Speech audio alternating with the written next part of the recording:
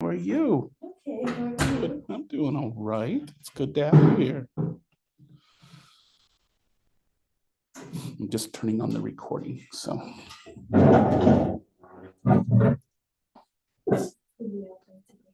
is it windy? Yeah. Oh no. Is it warming up nice though? Yeah. Okay. Okay.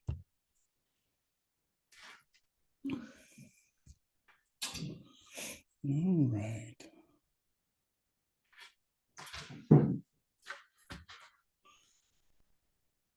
Okay, so we're on cognitive development. Again, this is thought process. We can think of it as some in parts of intelligence, decision making. Language is a huge part of cognitive development. And so we're going to go through this as far as what is it that infants often experience or develop during this time period when it comes to these ideas. So as you remember, our first cognitive model that we looked at that was Jean Piaget, who was a Swiss psychologist. And interesting, he was actually interested in epistemology, which someday, either during your master's degree or during your doctorate degree, somebody is going to ask you, what is your epistemology? Okay. And epistemology is the study. Oops.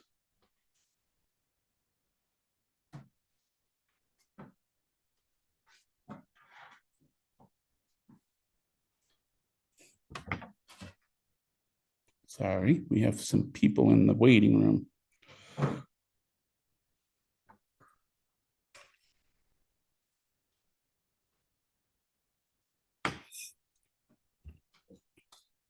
Is epistemology as a study is the study of knowledge. So how do we gain knowledge? And someday, if you go to graduate school, you might be asked by a professor, what is your epistemology? And that person is asking is, how do you know what you know? Okay. And that's originally what Piaget was really interested in, is how do we come to an understanding of our world? How do we, if we're psychologists, how do we define behavior and mental processes? If we're a social worker, how do we define helping other people? In business, what is our epistemology about advertisement, about marketing, about finance? And what he discovered kind of on his way through looking at this is that knowledge evolves over time. Okay. And there's something often used in biology and psychology and some of the other sciences that it talks about how everything kind of starts simple and it progresses to become more and more complex as it grows and develops. Okay. And he kind of thought, well, maybe this is how we develop knowledge, how we develop who we are, that we start with some basic building blocks, and then those building blocks get more complex over time. And so he's obviously started looking at children, and he noticed that at different ages, children had slightly different abilities and capabilities as we went through when we went through his model. Okay. So to kind of emphasize as a reminder, kind of what he felt the principles of what he calls cognitive development are, is that intelligence is an active, constructive dynamic, that it has to deal with the child's interaction with the world and with their interaction with objects and with stimuli, and that it's not just something that just can evolve. Okay. And indeed, we can see in studies that when a child is in an impoverished environment, what I mean by that is there's not a lot of stimulation. They tend to develop slower cognitively. Okay. and they have more difficulty in things like school and those types of tasks. Okay, so it's a constructive dynamic, he believed, between the environment and the child. And he said that one of the most important aspects of being a child is mistakes.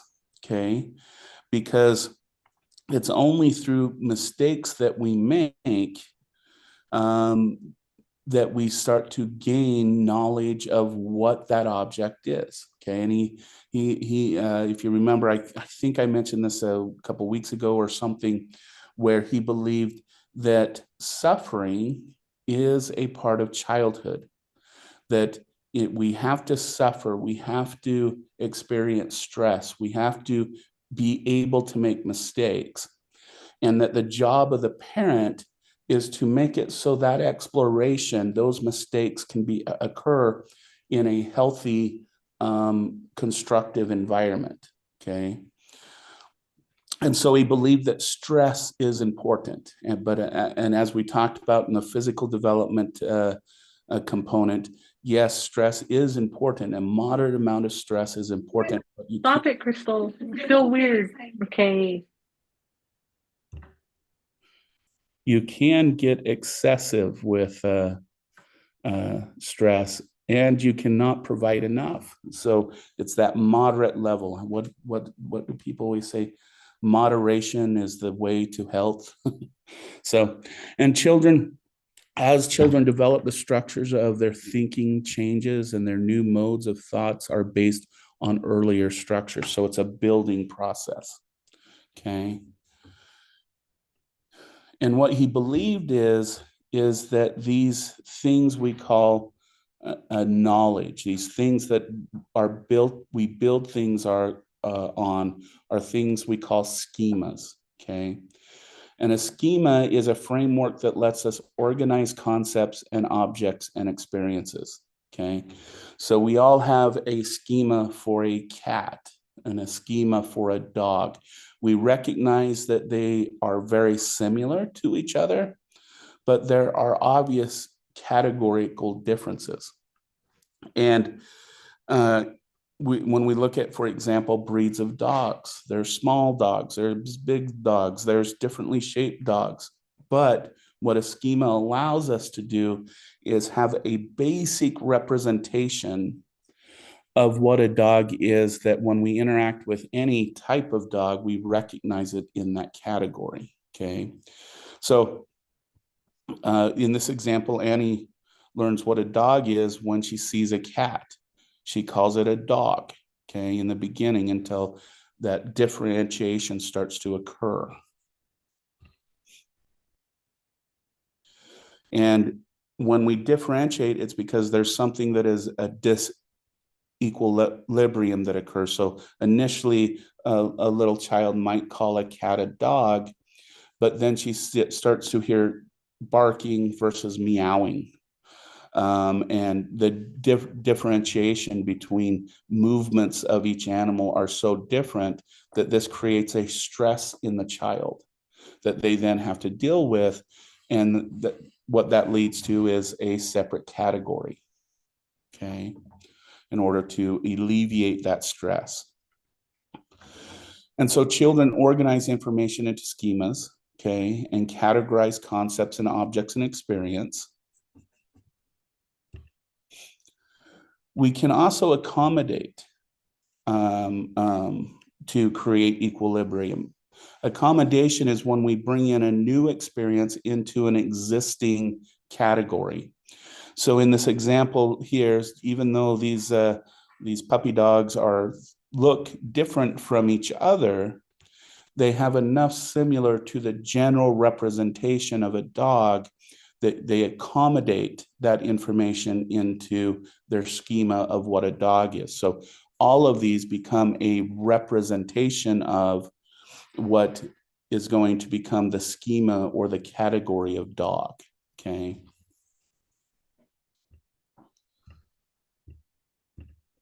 And as Piaget originally theorized, He believed that that during the period of infancy, we go through what's called this sensory motor phase is first. This is when the child starts to understand the world as it's taken through their senses. Okay, the senses are important on this, where little emphasis is put on internal processes. Okay, it's really about making sense of the environment. And there's about four general trends that we tend to see during this period. One, from reflexes to goal directed activities. So when we talked about physical development, we talked about those reflexes that we have. We also showed that those reflexes will eventually disappear, except for a couple of them. So in this first stage of development, it's about taking those reflexes that were natural given a stimuli and then choosing to have a goal-oriented behavior in order to, for example, eat food or drink a juice or to be able to motor the body. So they go from naturally rolling on their tummy and flaying their little arms to purposely being able to turn onto their belly and start to use their arms to start lifting themselves up. It becomes goal-oriented, okay? And we go from the body to the outside of the world. We understand where our body is in place and location and understand how our body interacts with the physical environment, okay? And the developmental goal during this period, if you remember, is to gain what he called object permanence, okay? Object permanence being the ability to recognize objects in the environment still exist, even though they're not within their sensory domain, okay?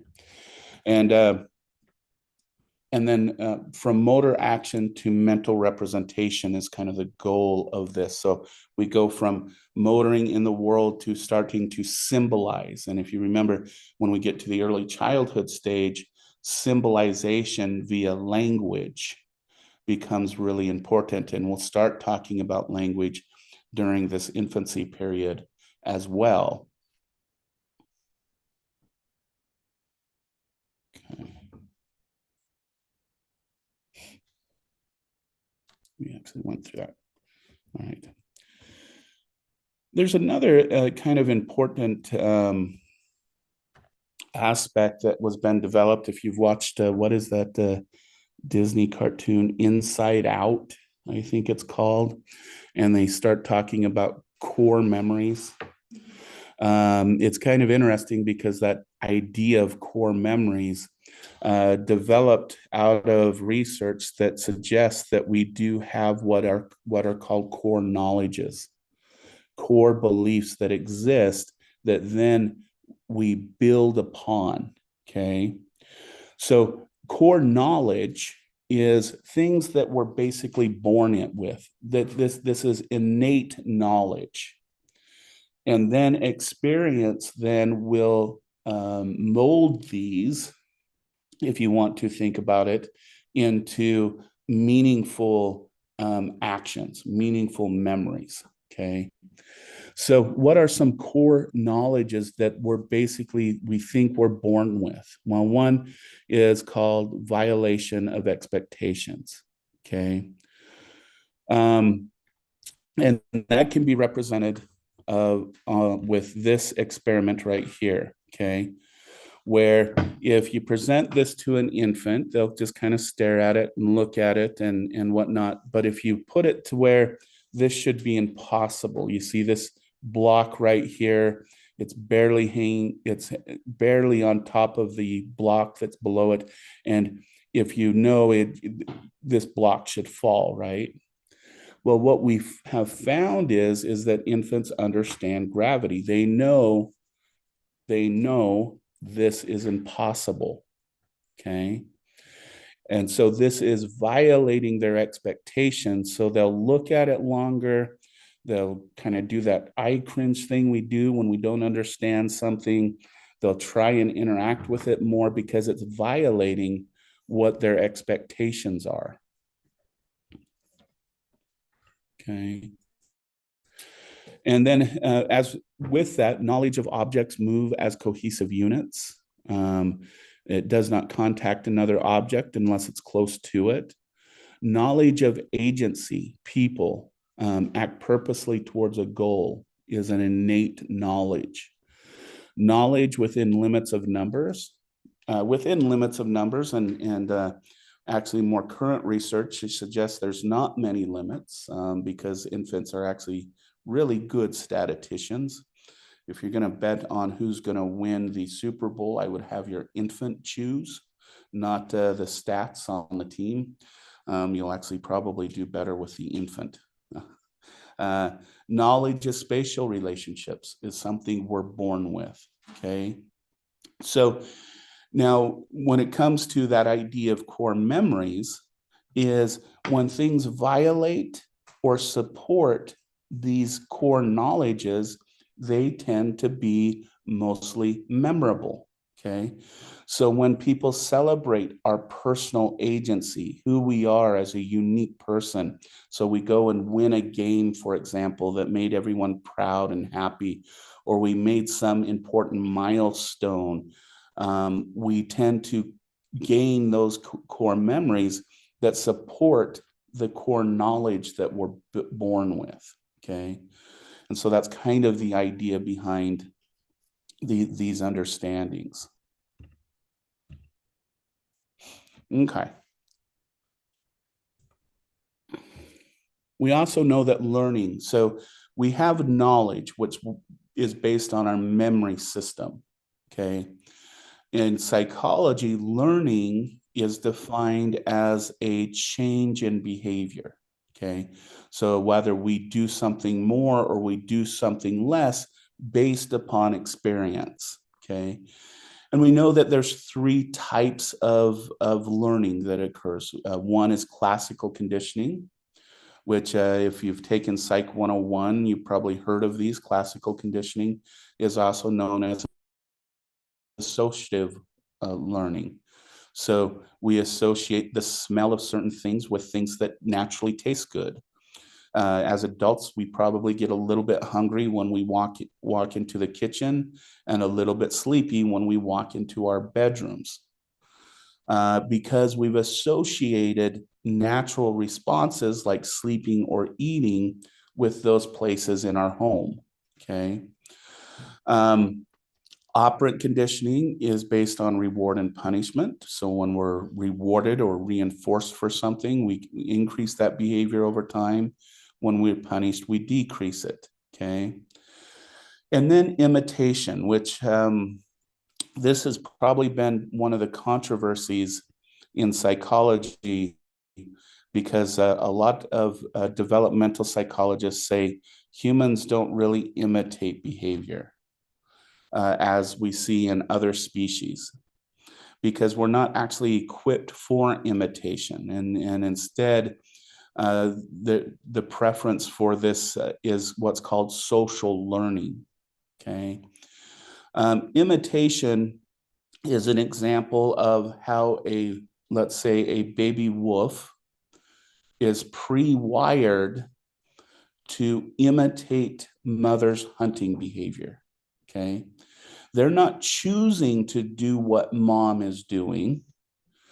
They're programmed to do what mom is doing. Okay.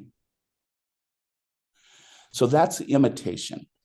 Social learning is where you watch mom do something, you watch sister do something, and maybe you watch grandma do the same thing, and you determine how you're going to make that happen. So let's say, let's say we're dealing with an older child, for example, and so you watch mom, how she makes her tortilla. You watch your sister make tortillas, and you watch your grandma make tortillas. And you kind of decide, you know what, I'm going to take this part from my sister, this part from mom, and this part from grandma, and I'm going to make them this way, my way. Okay.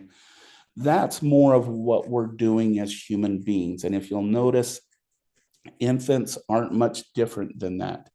They don't imitate, they will choose who they're going to gain a behavior from. All right.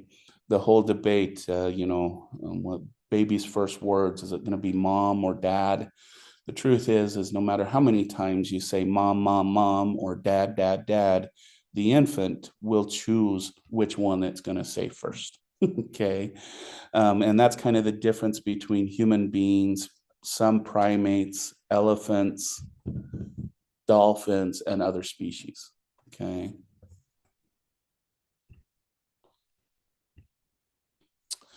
All right. And then we need to talk about things like attention and memory during this age. So, and when we come to attention, we have what's called selective attention versus sustained attention. Selective attention is when you're paying attention to a given stimuli and you weed all the rest out. A good example of this is driving. If you've ever known some truckers who have uh, done that work for decades, you notice that they're a little bit hearing impaired. Okay, that's because technically, when we're driving down the road, most of the noises we're hearing from the freeway and the highway and the other cars are above 90 decibels, meaning that they're actually damaging the ear over time. Okay. But I'm willing to bet not many of us actually hear all that road noise and all of that while we're driving because we're focusing on driving. We're focusing on what's right in front of us. And if we were paying attention to all that noise, driving, I don't think many of us would drive because it would be so noxious and so distracting.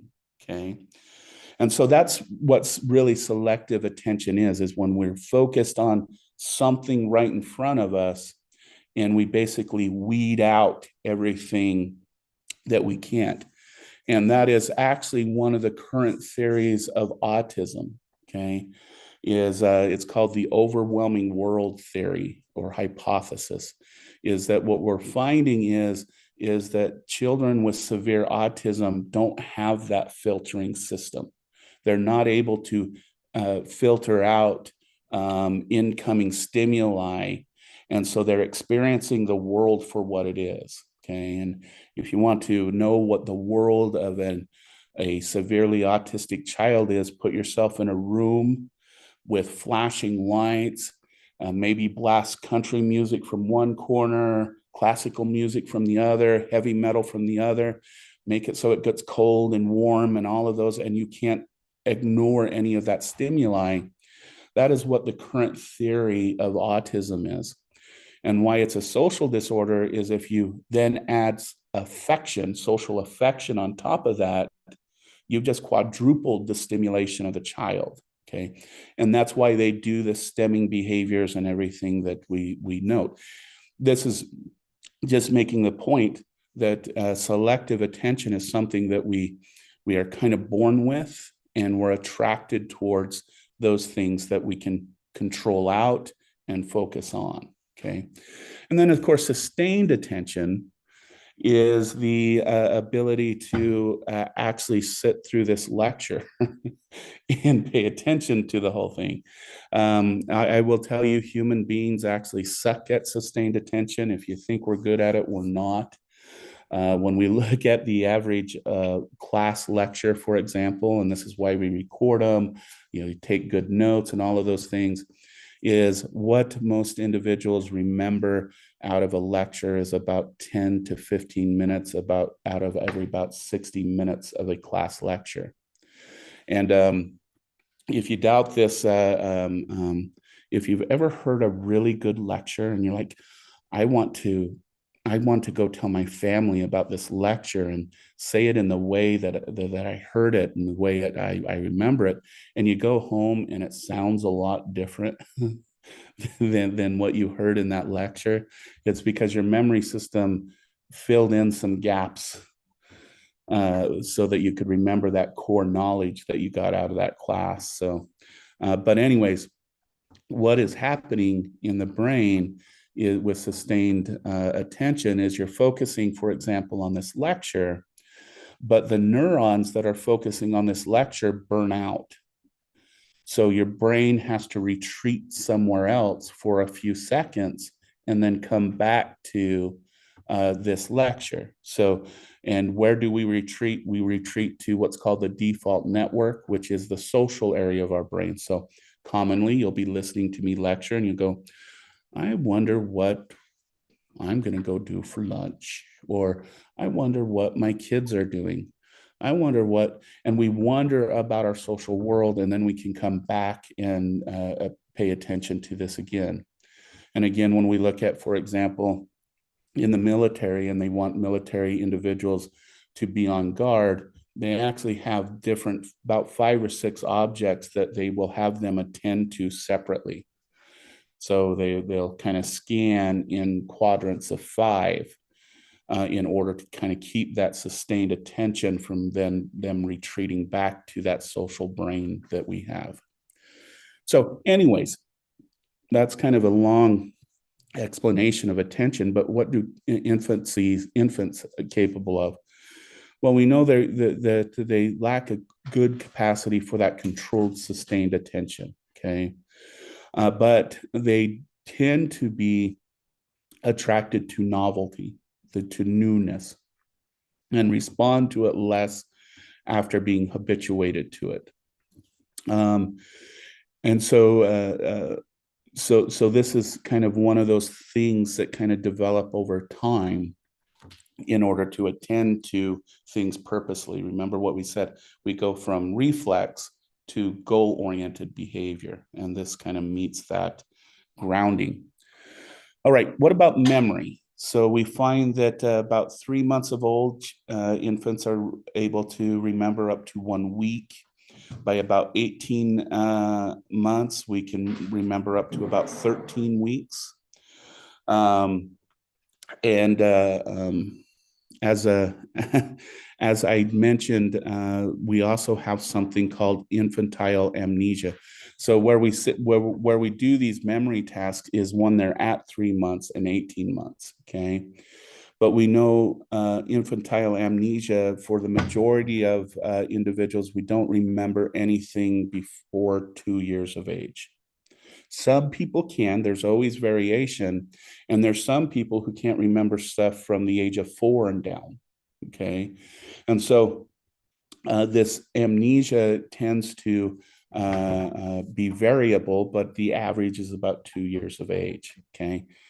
And as I mentioned, one of the, again, this is the current theory behind it, is that we now know infants experience pain. And if you can imagine the pain of being birthed, the pain of trying to sustain fluids and all of those things, that it's advantageous for our brain to have amnesia for those first about 24 months of life.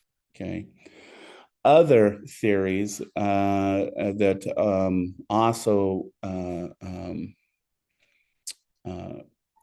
probably explain infant amnesia is the development of language.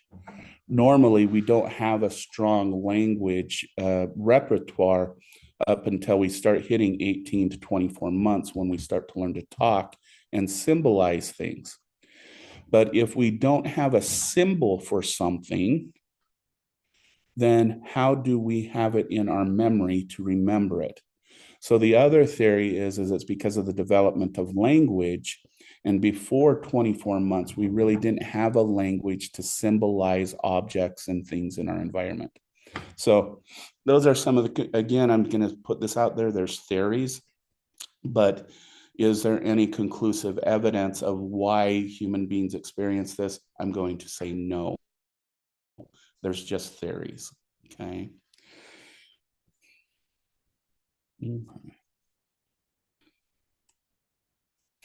So again, when we look at categorization of numbers and executive, we know that 4 months of age, we can put things into simple categories. We develop concepts of numbers at least to 3. We have executive functions. Inhibit develops in 2 years of age, and the use of words. And we got to remember, when it comes to executive functioning in the infancy years, our prefrontal cortex is far from being developed. So that ability to keep one safe, for example, the ability to make decisions that are beneficial. Those types of things are still developing. Okay. Now, that doesn't mean we don't have the ability to recognize the chances of something happening and those kinds of things. It's that we don't have that ability to make a what would we call it, rational decision based on it. Okay.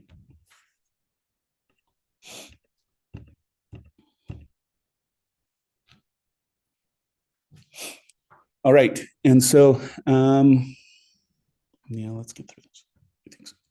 So I want to talk about some aspects of language that bring up really kind of the complexity of actually learning language. Okay.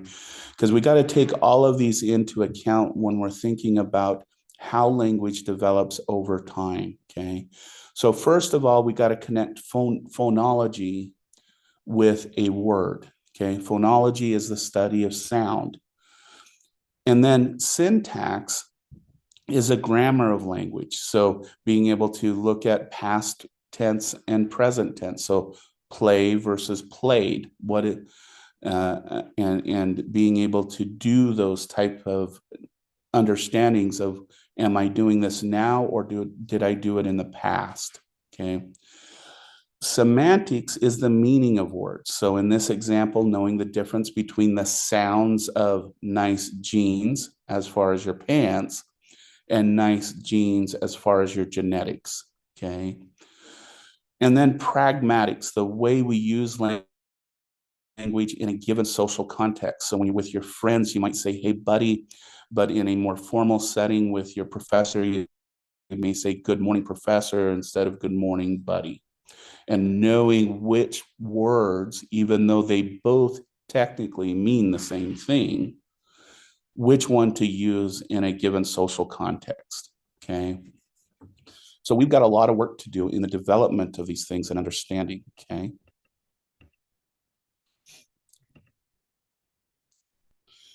So I just want to bring up some of the theories of language development. The first one was proposed by the behaviorists. This is B.F. Skinner and Albert Bandura. And what they argued is that language develops out of both imitation and reward and punishment. Okay. We're rewarded for making certain sounds that then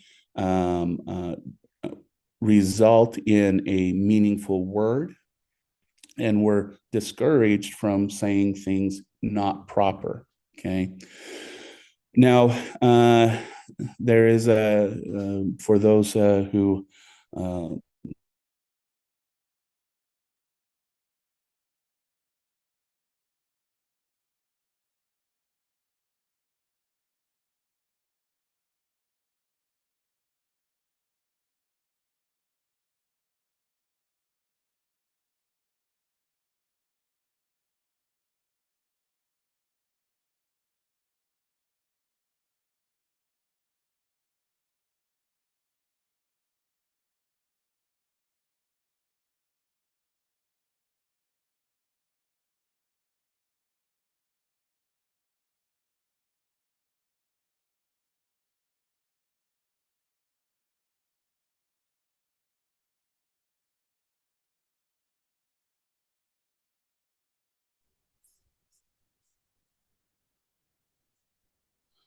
hey everyone, we just lost everyone.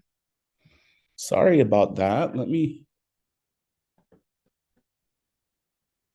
YouTube is still going. What the heck happened? Yeah, Leanne, it just disappeared on us. Yeah, we've been having Wi-Fi disconnection all morning. I was hoping it was gonna resolve by now, but the phone lines just came back on about half an hour ago, an hour. Okay. Well, that makes sense. Hmm. Well, we'll try it. Try and get through this one more time. But if it disconnects again, we'll just call it good. Okay, everyone. But let's try and get through this language part. Um, Oh, someone hit a pool? Oh, poor cow. Oh, okay. Well, that explains it. Well, if we disconnect again, we'll just call it a day. If not, hopefully we can get through the rest of this and we'll see how it goes. Okay. So I was just mentioning kind of the story about the behaviorist B.F. Skinner, and he wrote this about how language basically develops because of reward and punishment. Okay. And the manuscript ended up going to a young first year master's student named Noam Chomsky. Now, normally, when you write a review of a manuscript, it might be a page long, maybe at most. But Noam decided he was not just going to do this. He actually wrote a 30-page rebuttal. Okay. And if I were to put it in the simplest terms, and I think this is the simplest way to think about it. If you remember, I mentioned that between about the age of 0 and 6, we know theoretically between 50 to 60,000 words. And constructing those words in meaningful ways, you can multiply that by 10. Okay. Now, I don't know about you guys. I don't remember between the age of 0 and 6 being rewarded 50,000 times for saying a word correctly. And then multiplying that by 10 every time I put those words in a meaningful sentence. I don't know if you guys got that. If you did, I want to know your parents. But it's pretty much, it's basically impossible for that to occur. Okay. Now, Noam Chomsky put it very more eloquently and put it in a good argument. If you're interested in language and how language is constructed, I would encourage you to read his rebuttal. It's actually online. It's really interesting. But what Noam Chomsky did is he brought out what's called the nativist approach to understanding language, which basically states that we are hardwired to learn language. And we will see that we have areas in our brain that other species that are non-language using don't. Okay. Which we'll see here in a little bit. Okay.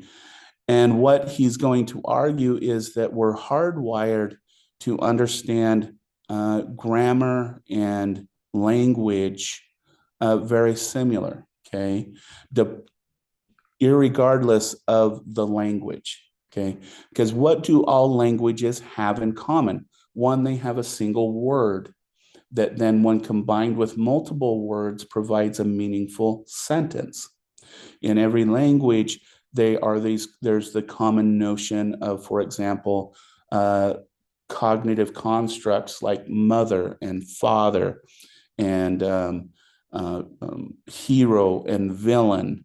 And these things are kind of something that are natural archetypes within the development of our language system. We don't need to learn who mother is, for example. Okay. And so he's arguing that we're all built for this. And regardless of our language, there's similarities between languages that is the basis of the development of language. Okay. The other interesting part that kind of supports the nativist view is that regardless of how much emphasis a society puts on language. Okay, so here in the United States, we're supposed to be reading to our kids before they're even born. We're exposing them to letters and words and everything in their bedrooms and all those kinds of things from an early age. We put a huge focus on the development of language and understanding written words. Okay, in other cultures, infants are barely taught to in the first 2 years of life. It is seen as not part of their culture to emphasize that. It's not important. But regardless of whether you live in a culture that emphasizes language or doesn't, all children tend to start speaking at the same age. regardless of the emphasis that is put on it. Okay. So, yeah, in some societies, do understanding of writing and sentence structures and stuff become quicker? Yes, absolutely. But regardless of the culture, we all start talking at about the same age. Okay. And then there's the interactionist approach that just suggests that children are ready to interact and learn language, but it's done through experience. So it's kind of combining that behaviorist with nativist ideas. And then the cognitive processing theory is the brain is constantly processing language and constantly trying to figure out what it means. Okay.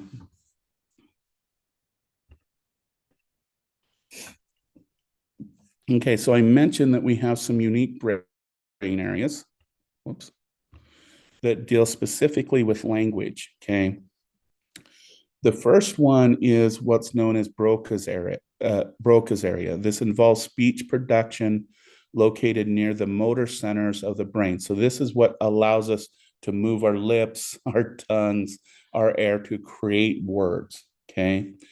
And what we find in human beings is when this area is damaged, there's a production of speech problem. Okay. Meaning, they might be wanting to read, let's say they're reading this first line, language specific areas of the brain. So they may know what that says. It's clear to them what they said. If you have them write it down, they can write it down. But it might come out something like of areas, brain specific language, Broca language specific area. It might come out as nonsense. Okay.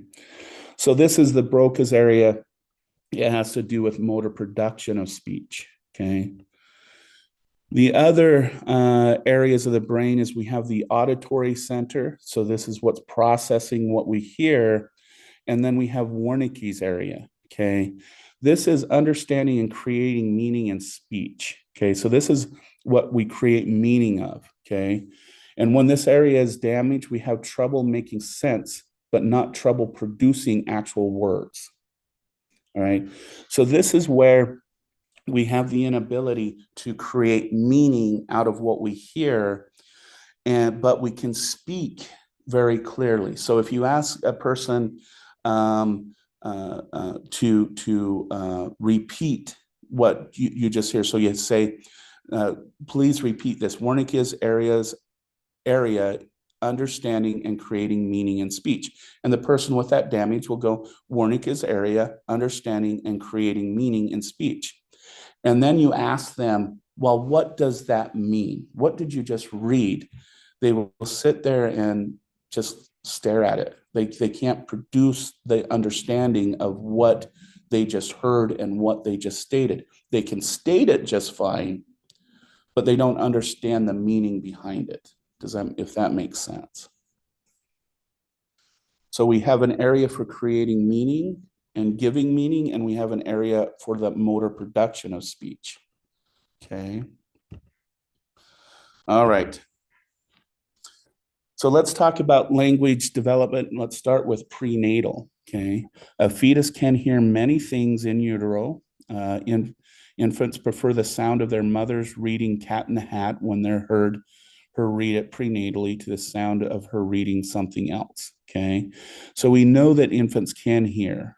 Newborns also show a preference for language that their mothers speak or accent. If believe it or not, infants are born with their native accent.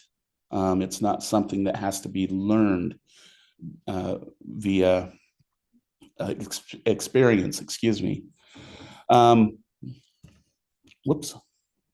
The other part of this is the debate about, so does playing Mozart on mom's stomach make a child more sensitive to language and all of those things, putting the headphones on mom's tummy and all those things?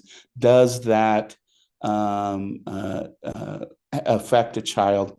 The answer is there's no scientific evidence for that. Okay. Why do infants have the preference for their mother's voice? Is because they are hearing it the way that we hear ourselves. Okay.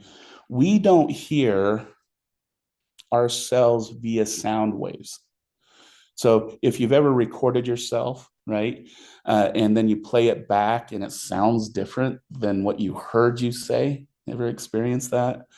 Okay, the reason is because when we're listening to ourselves, we're not doing the sound waves that are releasing from our mouth.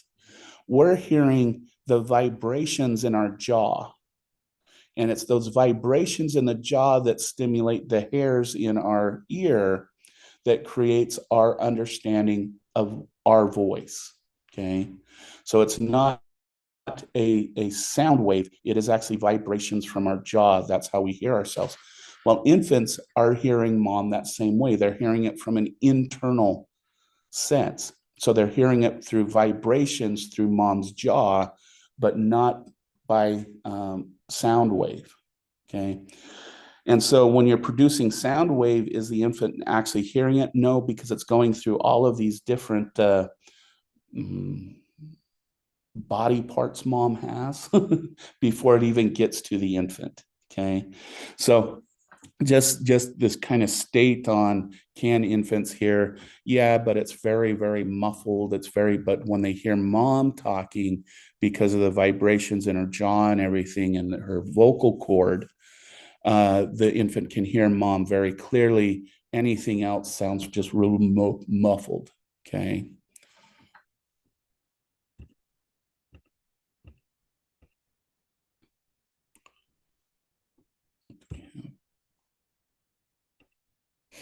All right.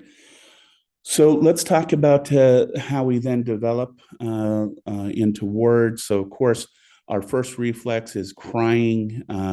This is one we need something to be taken care of. We're very vulnerable, of course, as infants. So this is our method of communication to tell our caregiver that we have a need that needs to be satisfied. Now, this begins as a reflex. So we get hungry, we get the reflex of crying. We get cold and wet, we get the reflex of discomfort and crying. But over time, it stops becoming a reflex and starts to become goal oriented. So we can get more complex things out of mom and dad. Um, and again, so the crying, and then it turns into cooing around 2 to 4 months. This is an intelligible syllables, starts of conversation rules. If you notice with an infant, they coo when they're hearing other people talk and other people interacting, because what they're trying to learn is when they should implement language and sound into a conversation. It's kind of cool to watch. And then around 4 to 6 months, we start to get babbling. So syllables like ma, da, origins of mama and dada, and develop depends on parental response. So, little baby says ma and mom gets excited. The baby's going to say that more often until it develops into a meaningful word like mom and dad. Okay.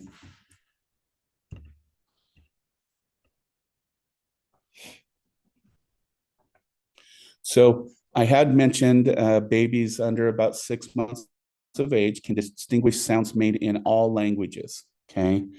But if we're not exposed to a certain given language by the 10-month mark, we actually start to lose the ability to hear those sounds. And so I gave the example of my wife is Mexican American, and I was not exposed to Spanish language. I think until I was 3 or 4. And so when she's telling me something and she's trying to teach me her language, there's certain things that I don't hear. I can't hear and I can't produce.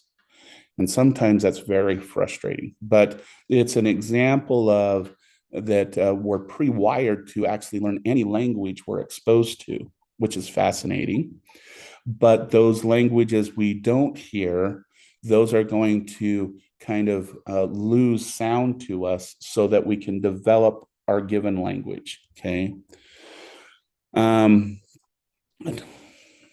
And uh, this was kind of a debate in the 90s and stuff. Adults teach language by talking to babies, having back and forth exchanges, and that shouldn't be surprising.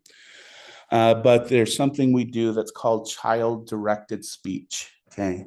This is when we use our baby voice. So when we're talking to a baby, we talk in a higher pitched voice.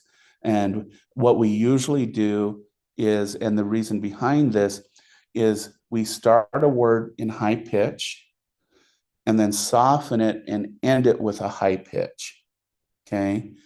And then we go on to the next word. And what this is teaching the infant is the breaks in words. Okay. Because technically, when we talk, so if we took someone who knows a totally different language, they don't know English, um, uh, don't know it at all, and we had them kind of give what we're saying, they wouldn't be able to break it down. Because technically, when we're not talking word for word. That's not the sound we're producing. So it's all like a run on sentence to a non native speaker. You can't hear the breaks in words. And that's what child directed speech provides an infant, because we start with that high pitch, soften it, and end the word with a high pitch. And then we go on to the next. Okay. And in the 90s, unfortunately, there was this movement to get rid of child directed speeches. So parents were encouraged to only talk to their infants in using adult language. Okay. And what we found is that was a huge mistake, because we ended up with a lot of children who then ended up having to have speech therapy later in life, because they had inability to produce words in a connected way, and also couldn't hear the breaks in a sentence when someone was talking. Okay. So that's kind of the idea behind child directed speech, and why we naturally go into the little kid. I love the little kid voice as adults. Okay. And it's important to, at least from what evidence we have now, it is important to facilitate that child directed speech for their developmental purposes. Okay. Right, infants can understand words at about 9 months, despite not being able to say them until about 13 months. By 1 year, we know a few words and vocabulary. And then again, by 2 years, it's about 200 to 500. And then at just about between 2 years to 6 years of age, we're going to have a vocabulary burst, where we're going to go from 500 to 50,000. Okay.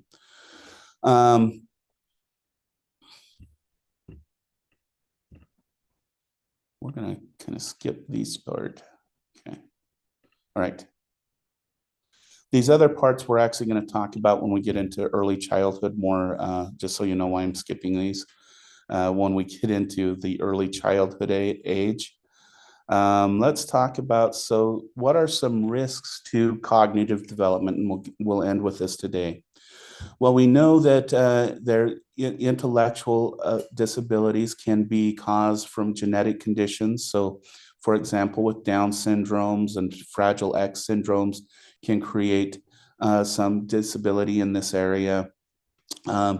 Different things like infections, injury, neglect, or abuse, malnutritions, or teratogens. Teratogens are those things that are when prenatally are introduced through the mom, and they go across the blood barrier to the infant. So one aspect of, for example, of fetal alcohol syndrome is intellectual disabilities. Okay. And so those are some examples of different ones. Okay. Poverty, which we will get to again in this next area when we start talking about early childhood, we have found that limits receptive and productive languages and more complex sentences. But we will also talk about how those kind of things can be mitigated as we get into that. Okay. All right. I'm gonna stop sharing. Stop.